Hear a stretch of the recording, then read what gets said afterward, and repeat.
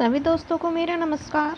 और मैं जो हूँ आप सभी के लिए एक टीजीटी पीजीटी आर्ट और एलटी ग्रेड के लिए एक प्रैक्टिस सेट लेके आई हूँ, जिसमें मैं आपको 20+ क्वेश्चन हैं। लेकिन ये 20+ के साथ साथ इतने ही क्वेश्चन आपके और क्लियर हो जाएंगे। मतलब ये मानिए कि 20 में आपके 40 क्वेश्चन कवर हो जाएंगे। तो इसी के साथ मैं आज का अपना प्रैक्टिस सेट शुरू करती हूँ। उससे पहले आप सभी मेरे चैनल को लाइक एंड सब्सक्राइब करिए। तो मेरा पहला क्वेश्चन है कि आशुतोष संग्रहालय कहाँ स्थित है। तो आशुतोष संग्रहालय स्थित है कोलकाता में।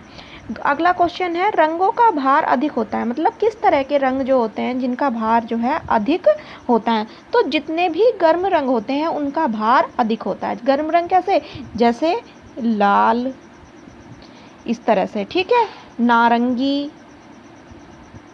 तो इन सभी रंगों का जो भार है वो अधिक होता है।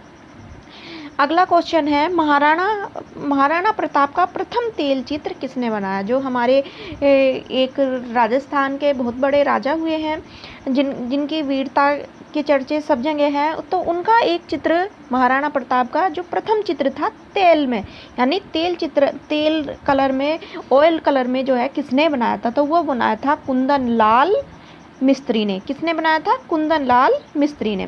अगला है, मार्ग पत्रिका का प्रकाशन कहाँ से हुआ था। मार्ग एक पत्रिका है, उसका प्रकाशन कहाँ से हुआ था। तो मार्ग पत्रिका का जो प्रकाशन था वो बॉम्बे से हुआ था। और किसने किया था? इस पत्रिका का प्रकाशन जो है मुल्क राज आनंद ने किया था।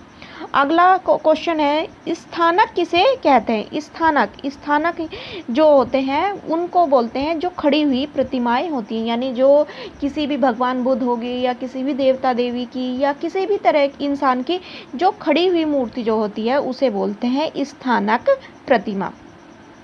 सादिया क्रेचर क्या है। सादिया क्रेचर जो है ये एक फोटोग्राफर है। कौन है? एक फोटोग्राफर है। फिर है अगला क्वेश्चन हमारा, जन साधारण के जो चित्रण होता है उस चित्रण को क्या कहते हैं। जन साधारण यानी जनजीवन, जो आम जनता होती है उससे संबंधित चित्रण को जो बोलते हैं वो जनेर चित्र बोलते हैं या जनेर चित्रण बोलते हैं। दिव्या मेहरा कौन है? कौन? दिव्या मेहरा। तो दिव्या मेहरा जो है मल्टीमीडिया आर्टिस्ट है। कैसी आर्टिस्ट है? मल्टीमीडिया आर्टिस्ट है। अगला क्वेश्चन है हमारा, ईरानी शैली की क्या विशेषताएं हैं। ईरानी शैली की क्या विशेषता है। तो इसकी विशेषता है रेखाएं, क्योंकि इसकी जो रेखाएं हैं बहुत ज़्यादा बारीक, महीन और लयपूर्ण बनाई गई हैं। तो इस शैली की सबसे बड़ी विशेषता जो है वो रेखाएं हैं। लोक कला का प्रभाव किस पर है। यानी लोक कला, लोक यानी जो वहीं के आसपास के एरिए में पनपी हो, जैसे कि हमारा बहुत सारी कलाएं हैं, जैसे चौक पूरना, रंगोली बनाना, इस तरह की, बाबूजी के फड़ हो गए। तो इस तरह की जो कलाएं होती हैं उनको क्या कहते हैं? लोक कला। तो लोक कला का जो सबसे ज़्यादा जो प्रभाव था वो जोधपुर नामक स्थान पर देखा गया है। मशरूर यानी मशरूर शैल उत्कीर्ण एकास्म मंदिर, यानी शैल यानी पत्थर पे बना हुआ, एकास्म यानी एक पत्थर से बना हुआ जो मंदिर है, कौन सा? मशरूर। तो ये हमारा कहाँ पड़ता है? कांगड़ा। और जो कांगड़ा है हमारा ये पहाड़ी शैली का एक प्रमुख स्थान है। इसे, कांगड़ा को क्या कहते हैं? इसे रंगों का काव्य भी बोलते हैं। क्या बोलते हैं? रंगों का काव्य भी बोलते हैं। अगला क्वेश्चन है, विश्व फोटोग्राफी दिवस कब मनाया जाता है। तो विश्व फोटोग्राफी जो दिवस है वो जो है आपका 19 अगस्त को मनाया जाता है। एक चित्र है अगला क्वेश्चन कि आँख मिचोनी यानी आँख बंद करना, आँख मिचोली जो खेलते हैं, आँख मिचोनी जो है वो चित्र किसका है। तो आँख मिचोनी जो चित्र है वो मोलाराम ने बनाया था। और मोलाराम कहाँ के? ये गढ़वाल के कलाकार थे। और गढ़वाल किसके अंतर्गत आता है? ये पहाड़ी शैली के अंतर्गत आता है। अगला चित्र है, माखन चोर चित्र कहाँ सुरक्षित है। यानी माखन चोर चित्र जो है ये कहाँ पर रखा गया है। तो ये जो है NC मेहता संग्रहालय बड़ौदा में रखा गया है। कहाँ पर? NC मेहता संग्रहालय बड़ौदा में रखा गया है।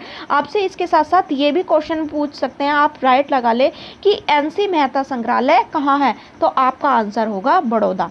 फिर अगला है रंगीन रेखाओं की कला, यानी जो क्वेश्चन मैंने अभी बताया था, रंगीन रेखाओं की कला किसे कहते हैं? तो रंगीन रेखाओं की कला कहते हैं कांगड़ा को। तो कांगड़ा जो किसके अंतर्गत आता है? ये भी पहाड़ी शैली के अंतर्गत आता है।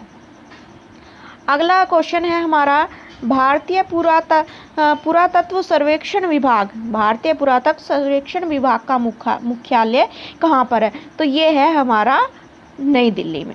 अगला क्वेश्चन है दृष्टिकोण और एंगल ऑफ ये विजन है, विजन ये विजन है, बाय मिस्टेक गलत हो गया, से क्या समझते हैं, कब क्या होता है? तो ये होता है जहाँ से वस्तु को देखा जाए, यानी उस बिंदु से, यानी जिस स्थान से हम वस्तु को देखते हैं वहाँ से वो क्या कहलाता है? एंगल ऑफ विजन या दृष्टिकोण।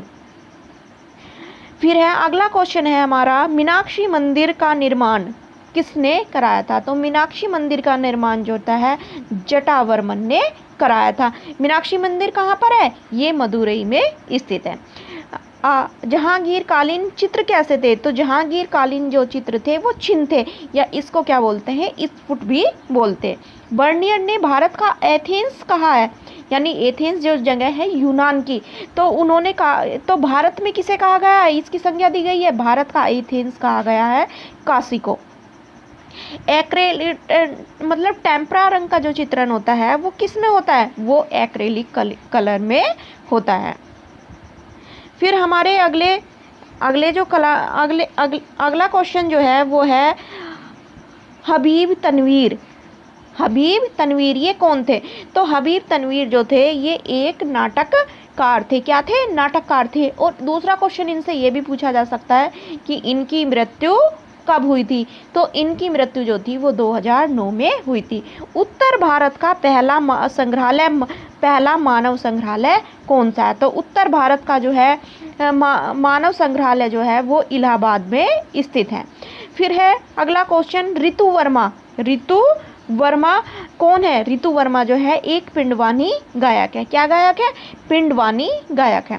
अगला क्वेश्चन है भारतीय लघु चित्रकला की रीढ़, यानी भारतीय लघु चित्रकला की रीढ़ किसे कहा जाता है? तो भारतीय लघु चित्रकला की जो रीढ़ की हड्डी है या रीढ़ है वो मुगल कालीन चित्रकला को कहा जाती है।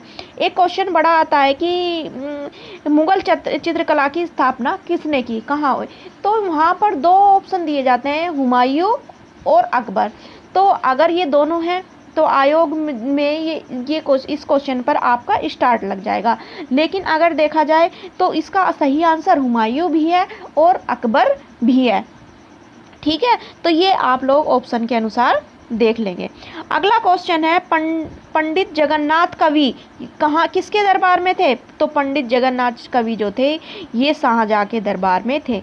फिर है अगला मधुबनी पेंटिंग। मधुबनी पेंटिंग का विकास कहाँ हुआ?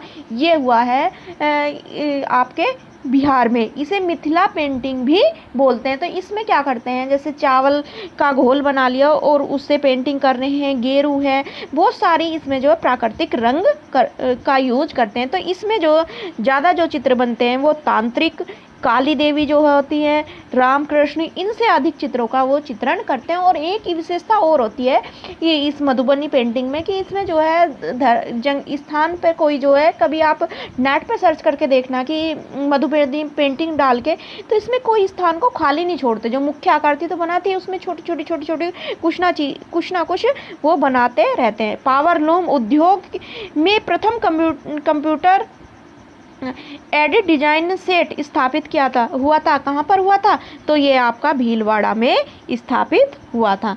तो इसी के साथ मैं अपनी वाणी को विराम देती हूँ और आप सभी से अनुरोध करती हूँ कि अगर आपको मेरे क्वेश्चन पसंद आए हों तो प्लीज़ लाइक एंड सब्सक्राइब करें। और एक चीज़ और मैं बताना चाहती हूँ आप लोगों को कि बहुत से लोग सोचते होंगे कि मैडम सिंपल क्वेश्चन नहीं करा रही हैं।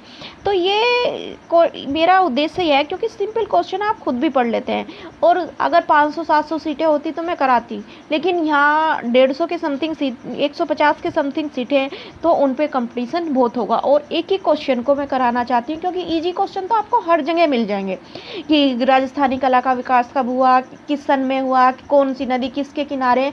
लेकिन ये क्वेश्चन जो है थोड़ा हार्ड है, वो इसीलिए क्योंकि मैं चाहती हूँ कि आप सभी लोगों का सिलेक्शन हो। तो इसी के साथ जय हिंद।